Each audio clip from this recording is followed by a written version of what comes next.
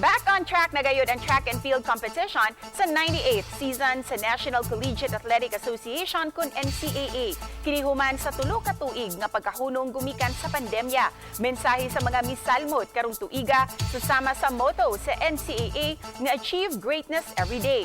Mas mihugyaw ang opening ceremony ug mas gipasadya pinaagi sa all-out performance sa Kapuso Girl Group nga XOXO. Uban sila Lyra, Dani Ug Mel. Gi-awardan ang mga atletang midaug ug gold, silver ug bronze medal ubos sa individual competition.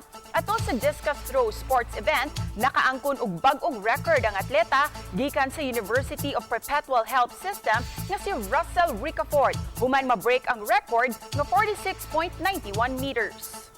Nag-struggle po ako for 6 months, hindi po ako nakapag-training, but after that, ginather ko po lang yung sarili ko and then nag-focus po ako kung bakit ito po yung sport na napili ko. Na-change po yung mindset ko and then bumalik po ako ng mas matibay pa.